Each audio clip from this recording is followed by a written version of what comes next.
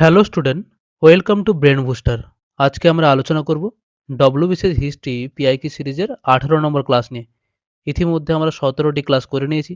তোমরা যদি না দেখে থাকো তাহলে আমাদের চ্যানেলে ডব্লিউবিসিএস হিস্ট্রি পিআইকিউ সিরিজের যে প্লেলিস্ট রয়েছে সেখান থেকে তোমরা ক্লাসগুলি করে নিও। আমরা 2000 সাল থেকে আমরা ডব্লিউবিসিএস প্রিলিমসের যে ইতিহাসের বিগত বছরের প্রশ্নগুলো সেগুলো নিয়ে আমরা আলোচনা করছি। তাই তোমরা কেউ মিস করো না, ক্লাসগুলি করো মন দিয়ে, কারণ সামনে ডব্লিউবিসিএস পরীক্ষা আসতে চলেছে এবং এই ক্লাসগুলি ডব্লিউবিসিএস বাদে অন্যান্য সমস্ত পরীক্ষায় কিন্তু অনেক হেল্পফুল হবে, কারণ এখান থেকে অনেক প্রশ্ন অন্যান্য পশ্চিমবঙ্গে যে পরীক্ষাগুলো হয় সেখানে কিন্তু কমন আসে। তাই তোমরা কেউ ক্লাসগুলো মিস করো না, ক্লাসগুলো অবশ্যই দেখো মন দিয়ে। আজকে আমরা আলোচনা করব 2017 সালে ডব্লিউবিসিএস প্রিলিমস পরীক্ষায় ইতিহাস থেকে যেসব প্রশ্নগুলো এসেছিল সেগুলো নিয়ে আমরা আলোচনা করব। কারণ প্রিলিমস পরীক্ষায় ডব্লিউবিসিএস এ ইতিহাস থেকে সবচেয়ে বেশি প্রশ্ন আসে, প্রায় 50টির মতো প্রশ্ন কিন্তু আসে। চলো দেখে নিই 2017 সালে প্রশ্ন কেমন ছিল। চলো, প্রথম প্রশ্ন, রানা প্রতাপের রাজপুত রাজবংশ ছিল, রানা প্রতাপের রাজপুত রাজবংশ ছিল কোন বংশভূত আর কি? বলো, তোমরা অ্যান্সার করার চেষ্টা করো। সঠিক উত্তর হয়ে যাবে কি অপশন বি, সিসোদিয়া। রানা প্রতাপ সিং, যিনি মেবারের রাজপুত্র, সঙ্গের হিন্দু মহারাজা, এখন উত্তর পশ্চিম ভারত এবং পূর্ব পাকিস্তানে যেটা রয়েছে, ওকে, তিনি মেবারের রাজবংশের সিসোদিয়ার অন্তর্ভুক্ত, সিসোদিয়া গোষ্ঠী তিনি অন্তর্ভুক্ত। তাকে মেবারি রানা উপাধিতে ভূষিত করা হয়েছিল।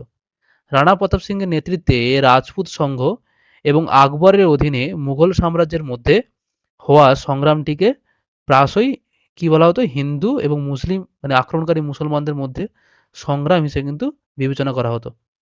তিনি 1576 সালে 21শে জুন রাজা মান সিংয়ের বিরুদ্ধে হলদিঘাটির ঐতিহাসিক যুদ্ধ সহ অনেক যুদ্ধ তিনি করেছিলেন। 1582 সালে বর্তমান রাজস্থানে শাহবাজ খানের নেতৃত্বে আকবরের মুঘল সাম্রাজ্য বাহিনী এবং মহারানা প্রতাপের নেতৃত্বে মেবারের বাহিনীর মধ্যে দেওয়ারের যুদ্ধ হয়েছিল। এই যুদ্ধে মহারানা প্রতাপ জয়ী হয়েছিলেন। ঠিক আছে, চলো দেখে নিই পরের প্রশ্ন। আইনি আকবরী গ্রন্থের লেখক হলেন কে? বলো। আমরা এই প্রশ্নগুলো আগের ক্লাসে কিন্তু বিস্তারিতভাবে আলোচনা করেছি। তোমরা যদি প্রথম থেকে যে ক্লাসগুলো দেখো 1 নম্বর থেকে, এটা 18 নম্বর ক্লাস, তাহলে দেখবে অনেক প্রশ্ন আমরা এখানে কমন এসছে পরবর্তীকালে পরীক্ষাতে, এবং প্রথমের দিকে কিন্তু আমি সব প্রশ্ন ডিটেলসে আলোচনা করেছি। তাহলে কার লেখা? সঠিক উত্তর হচ্ছে অপশন বি, আবুল ফজলের লেখা। চলো দেখে নিই পরের প্রশ্ন। মুন্ডা বিদ্রোহ বা উলগোলান এর নেতৃত্ব কে দিয়েছিলেন? বলো, কে দিয়েছিলেন? এর নেতৃত্ব দিয়েছিলেন কে? বিরসা মুন্ডা। ঠিক আছে, চলো দেখে নিই পরের প্রশ্ন। 1853 সালে ভারতে প্রথম রেল লাইন চালু হয় কোথা থেকে কোথা পর্যন্ত? কোন স্থান থেকে কোন স্থান পর্যন্ত? সঠিক উত্তর হয়ে যাবে কি অপশন বি, বোম্বে থেকে থানের মধ্যে। 1853 সালে 16ই এপ্রিল ভারতে প্রথম যাত্রীবাহী ট্রেন বোম্বে, বর্তমান মুম্বাই থেকে থানের মধ্যে যাত্রা শুরু করেছিল। প্রায় 34 কিলোমিটার দূরত্ব অতিক্রম করে এটি। এই ঐতিহাসিক রেল লাইনটি লর্ড ডালহৌসির আমলে গ্রেট ইন্ডিয়ান পেনিনসুলা রেলওয়ে কর্তৃক কিন্তু নির্মিত হয়েছিল। কার সময় হয়েছিল? লর্ড ডালহৌসির সময়। পরীক্ষায় আবার আসে, তাকে বলা হয় রেল লাইনের জনক। পরের প্রশ্ন, চীনা পর্যটক হিউয়েন সাং ভারতে আসেন যার শাসনকালে, তিনি হলেন কে? বলো, হিউয়েন সাং কার সময় এসেছিল? সঠিক উত্তর হয়ে যাবে কি অপশন সি, হর্ষবর্ধন। আমি কি বলেছিলাম? হয় হ। ঠিক আছে, হিউয়েন সাং এসেছিল হর্ষবর্ধনের সময়। ওকে, তাহলে ফাইয়েন কার সময় এসেছিল সেটা কিন্তু তোমরা কমেন্টে জানাবে।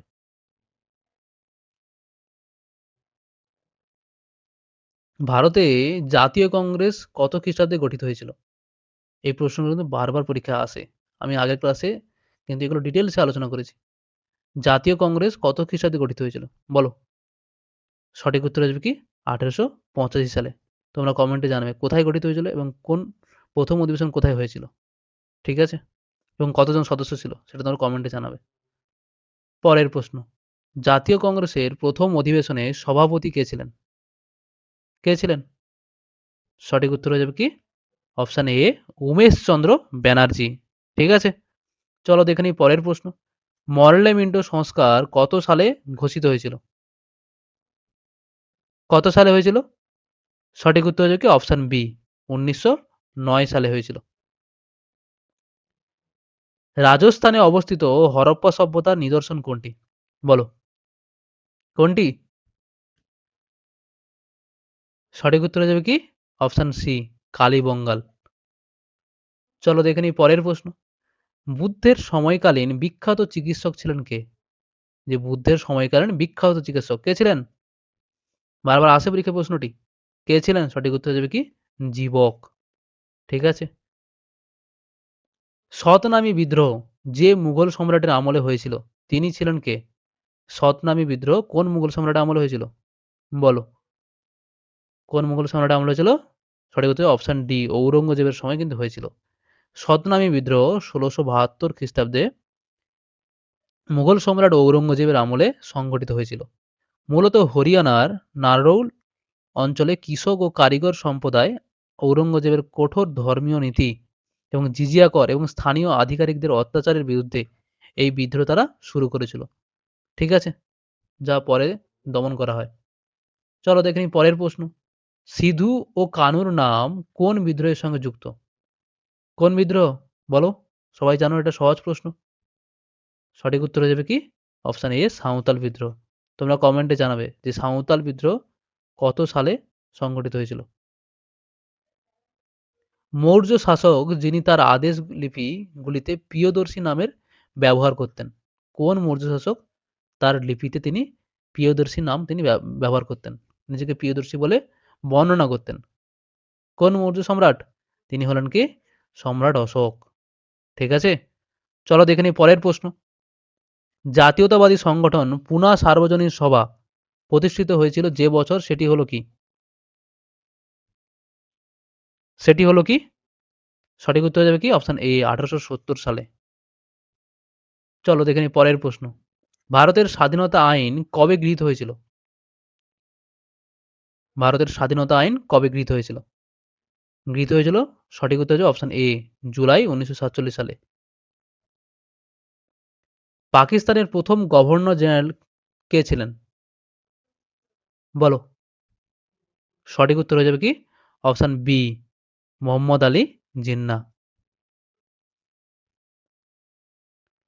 ফরওয়ার্ড ব্লক এর প্রতিষ্ঠা ছিলেন বা এর প্রতিষ্ঠাতা কে ছিলেন? বলো, কে প্রতিষ্ঠা করেছিলেন? এগারো সহজ প্রশ্ন এটা, বহুবার পরীক্ষা এসেছে। কে হয়ে যাবেন? সঠিক উত্তর অপশন এ, সুভাষচন্দ্র বসু। তিনি ফরওয়ার্ড ব্লক গঠন করেছিলেন। ঠিক আছে, আর তিনি দুবার কংগ্রেসের সভাপতি নির্বাচিত হয়েছিলেন। প্রথমে 1938 সালে, তারপরে 1939 সালে। এবং 1939 সালে কি করে যে গান্ধীজি পট্টবী সীতারামায়াকে তিনি মনোনীত করেছিলেন প্রার্থী হিসেবে। কিন্তু কিন্তু সবাই কাকে, সদস্যরা কাকে কাকে সমর্থন করেছিল? সুভাষচন্দ্র বসুকে। যে সুভাষচন্দ্র বসু প্রেসিডেন্ট হয়েছিলেন, তারপরে তিনি পদত্যাগ করেছিলেন গান্ধীজির মতবিরোধের জন্য। ঠিক আছে, তারপরে সেই দায়িত্ব পালন করেছিলেন কে, সভাপতি পদ সেই সময় জওয়াহরলাল নেহরু। চলো দেখে নিই পরের প্রশ্ন। 18 নম্বর প্রশ্ন। কত সালে এবং কোথায় মুসলিম লীগ পাকিস্তান প্রস্তাব গ্রহণ করেছিল? একেবারে সহজ প্রশ্ন, বারবার এসেছে পরীক্ষায়। ডব্লিউবিসিএস অনেক বহুবার এসেছে প্রশ্নটি। অনেক প্রশ্ন আছে যেগুলো ডব্লিউবিসিএস বহুবার এসেছে, বহুবার রিপিটেড হয়েছে। 1940 সালে লাহোরে। ঠিক আছে। কোন ঘটনার পর গান্ধীজি অসহযোগ আন্দোলন প্রত্যাহার করে নেন? কোন ঘটনা? সঠিক উত্তর যাবে কি অপশন এ, চৌরি চৌরা নামক ঘটনা। অসহযোগ আন্দোলন কত সালে হয়েছিল এটা তো কমেন্টে জানাবে। ঠিক আছে, আর চৌরি চৌরা ঘটনা কোথায় হয়েছিল? উত্তরপ্রদেশের গোরক্ষপুর জেলায়। সেখানে জনতা হিংস্র হয়ে গিয়ে একটা থানায় আগুন ধরিয়ে দেয়, যেখানে 22 জন পুলিশ কর্মী কিন্তু মারা গেছিল। চলো দেখে নিই পরের প্রশ্ন। আলিগড় আন্দোলনের কেন্দ্র ছিল কোথায়? কোথায় ছিল? সঠিক উত্তর হয়ে যাবে কি অপশন বি, অ্যাংলো ওরিয়েন্টাল কলেজে। ঠিক আছে, চলো দেখে নিই পরের প্রশ্ন। জালিয়ানওয়ালাবাগ হত্যাকাণ্ড কবে এবং কোথায় হয়েছিল? বলো, কবে হয়েছিল? সঠিক উত্তর হচ্ছে কি অপশন ডি, 1919 সালে অমৃতসরে, পাঞ্জাবের। আজাদ হিন্দ ফৌজ এর প্রতিষ্ঠাতা কে ছিলেন? কে ছিলেন? একবারে সহজ প্রশ্ন এটা। সঠিক উত্তর হবে কি অপশন বি, রাসবিহারী বসু। চলো দেখে নিই পরের প্রশ্ন। স্বরাজ আমাদের জন্মগত অধিকার, এই উক্তিটি কার? বহুবার প্রশ্নটি পরীক্ষায় আসে, বিভিন্ন পরীক্ষায়। কার উক্তি? সঠিক উত্তর হবে কি বাল গঙ্গাধর তিলকের। বঙ্গভঙ্গ রদ হয় কত সালে? বঙ্গভঙ্গ স্টার্টিং হয়েছিল কত সালে? 1905 সালে। কার সময়? লর্ড কার্জনের সময়। রদ হয়েছিল কত সালে? সঠিক উত্তর হয়ে যাবে কি অপশন সি, 1911 সালে। কার সময়? হার্ডিঞ্জের সময়। চলো দেখে নিই পরের প্রশ্ন। জাতীয় কংগ্রেস ও মুসলিম লীগের মধ্যে কত সালে লখনৌ চুক্তি স্বাক্ষরিত হয়? জাতীয় কংগ্রেস ও মুসলিম লীগের মধ্যে কত সালে লখনৌ চুক্তি স্বাক্ষরিত হয়? কত সালে? বলো। সঠিক উত্তর হয়ে যাবে কি 1916 সালে, অপশন সি। জাতীয় কংগ্রেস তার 1929 সালে লাহোর অধিবেশনে কোন বিষয়টিকে বা কোনটিকে লক্ষ্য করে তারা ঘোষণা করেছিল? কোনটিকে? সঠিক উত্তর হয়ে যাবে কি অপশন এ, পূর্ণ স্বরাজের দ্বারা দাবি জানিয়েছিল। কে ক্রিপস মিশনের প্রস্তাবগুলিকে একটি পোস্ট ডেটেড চেক বলে অভিহিত করেছেন? কে বলেছেন? সঠিক উত্তর যাবে কি অপশন সি, গান্ধীজি। রাজা রামমোহন রায়কে রাজা উপাধি প্রদান করেন মুঘল সম্রাট কে? কোন মুঘল সম্রাট রাজা উপাধি তিনি দিয়েছিলেন? বলো। সঠিক উত্তর হয়ে যাবে কি অপশন সি, দ্বিতীয় আকবর। রজবনামা যে গ্রন্থটির ফার্সি অনুবাদ সেটি হলো কি? খুব গুরুত্বপূর্ণ একটি প্রশ্ন, পরীক্ষা বারবার আসে প্রশ্নটি। সেটি হলো কি অপশন ডি, মহাভারতের হচ্ছে ফার্সি অনুবাদ কি রজবনামা। কোন মুঘল সম্রাট নিজের আত্মজীবনী রচনা করেন? কে করেছিলেন এদের মধ্যে? একমাত্র বাবর, জহিরুদ্দিন মোহাম্মদ বাবর। দিল্লির যে সুলতান দিল্লি থেকে দৌলতাবাদ অর্থাৎ দেবগিরি রাজধানী স্থানান্তরিত করেছিলেন তিনি ছিলেন কে? কে করেছিলেন যাকে আমরা বলি কি পাগলা রাজা? তিনি ছিলেন অপশন সি, মোহাম্মদ বিন তুগলক। কাদম্বরী এর রচয়িতা হলেন কে? কাদম্বরী গ্রন্থের রচয়িতা কে? কে রচনা করেছিলেন কাদম্বরী গ্রন্থ? সঠিক উত্তর কি অপশন সি, বাণ ভট্ট। তোমরা কমেন্টে জানো যে কলহনে রচিত বইটির নাম কি? এটা আমরা আগে আলোচনা করেছি। 1906 সালে কোন রাজনৈতিক দলের প্রতিষ্ঠা হয়? কোন রাজনৈতিক দলে? অপশন বি, মুসলিম লীগ। কোথায় হয়েছিল? ঢাকায়। কার কার নেতৃত্বে হয়েছিল এটি? তোমরা কমেন্টে জানাবে। সিপাই বিদ্রোহের সময় 1857 সালে ভারতের বড়লাট কে ছিলেন? বলো। খুব গুরুত্বপূর্ণ একটি প্রশ্ন। কে ছিলেন? সঠিক উত্তর হবে কি অপশন সি, লর্ড ক্যানিং। মগধের কোন শাসক সেনিয়া নামে পরিচিত ছিলেন বা শ্রেণিক উপাধি তিনি নিয়েছিলেন? কোন শাসক? সঠিক উত্তর হবে অপশন এ, বিম্বিসার। হর্ষঙ্গ বংশের বা হর্ষঙ্গ বংশের হচ্ছে প্রতিষ্ঠাতা এবং তার পুত্রকে অজাতশত্রু, যিনি কি উপাধি নিয়েছিলেন? কুনিক উপাধি। ওকে,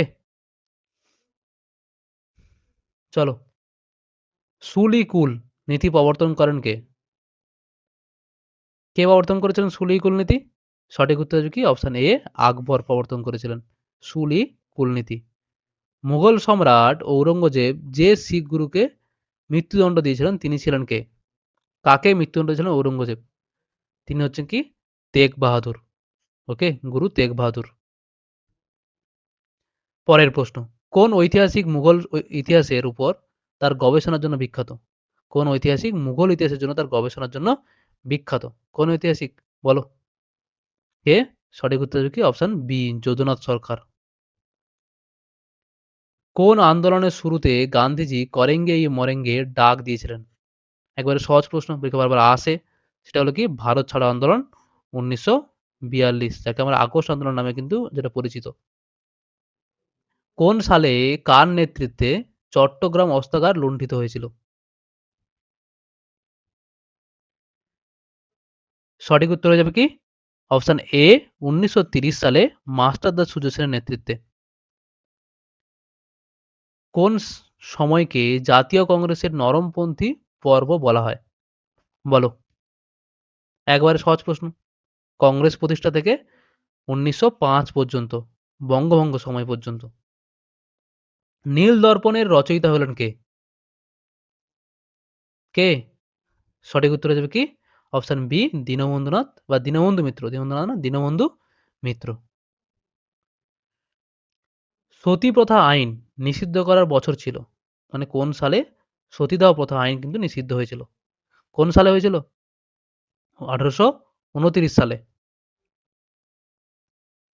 ভারতীয় জাতীয় কংগ্রেসের প্রথম অধিবেশন 1885 সালে যে শহরে অনুষ্ঠিত হয় সেটি হলো কি? কোন শহরে হয়েছিল?